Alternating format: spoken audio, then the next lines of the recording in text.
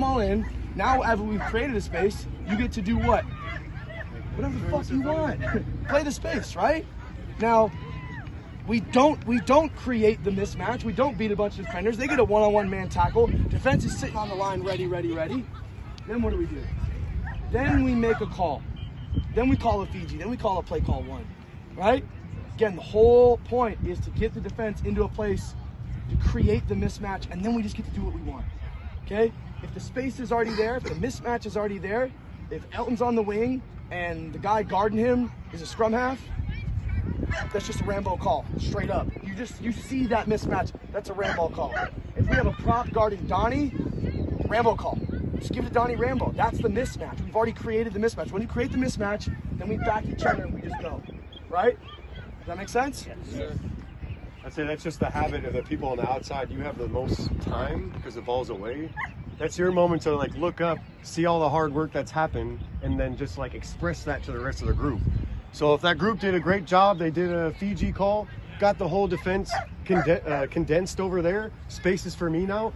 I want it wide, get it to me, get it wide. So then as soon as I get the ball, now it's like, okay, we'll condense the situation, or the hyper focus is now I have like a 2-on-1 with the guy on the outside of me against one defender, right? So get the ball to me and I'll figure it out in that situation. Like, you don't have to overcomplicate it. As he said, that one call is usually coming when the ball's already in the hands of the second attacker. It's not coming when the ball's in the breakdown. It's not coming when the ball's in the first receiver's hand, because you haven't been able to read anything anyways. That's like, oh yeah, there's no space. What do we do with no space based off what the defense has done for us? But if there's space in front of you, you guys who see that space in front of you should be like, get the ball to me. This is my time to play with open field in space. Yeah? And then one other thing I want to bring up is, imagine, I'll try to do it with cones, but imagine a situation where this is the breakdown's over here. First attacker, second attacker, third attacker, fourth attacker. If the ball's passed to this guy, these two are doing what? Okay. If there's a breakdown here, who's involved in that breakdown? This guy and this guy. Is that how you want it? No. So what do we do in pull out as well after we make a pass? Follow your pass, right? So if he passes, ball's passed to here, and this guy gets tackled, who's the first man in support? This guy.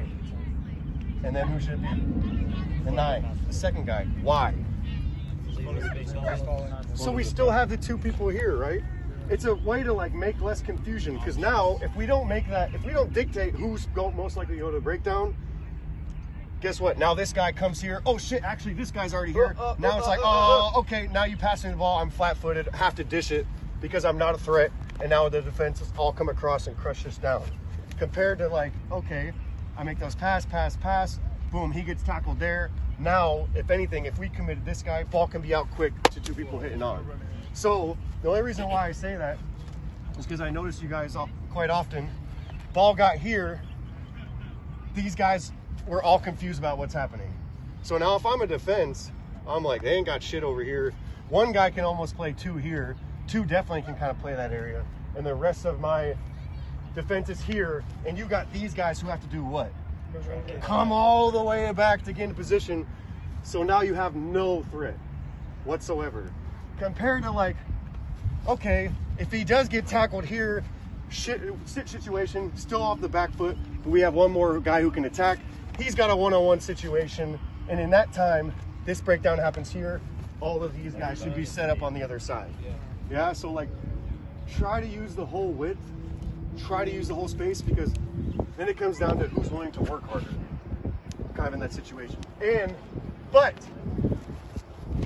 yes, that is a good rule of thumb. That's a good habit. But this guy's lazy, tackle happens here. If I'm here and I know that's a shit fight, you have to go. You have to go in that situation. But then probably what can this guy do? Because most likely, what has everyone else done? So those are probably those 2 reasons. Rule of thumb, follow your pass. I always try to say, if you know you're within 2 passes away from somebody after you've already made the pass, you're involved. As soon as that pass goes one more time, you're out of that 3. Focus about getting in position for the next phase. Yeah? Unless you know it's a line break and then you follow it. Follow your pass. The tackle happens in the midfield. Stay wide, because then the defense has to do that too. They gotta stay wide, and maybe it opens up these channels, or maybe he bites in, you get it. Those are little things that you guys don't need to practice. It's just about reminding yourself in your head. So when it comes to that time, oh, I made that pass, oh, I'm probably the third person, no, the ball went away, I can get in position. So those little things are the difference. You don't have to think about it. You're not like a split second off of support, because in sevens, you can lose the ball in half a second. You're gonna have a line break, oh yeah, go, go, go. Gets tackled from behind. He does that half moon drill you guys are doing, half moon, boom, on the ball. Well, I sat there and be like, oh, I thought that was you. It's like, no, if you followed your pass, you would have been there, no issue. So try to tie those points in together. But good session. So guys, how can we, besides physically being out here, how can we get those reps? How? Watching video.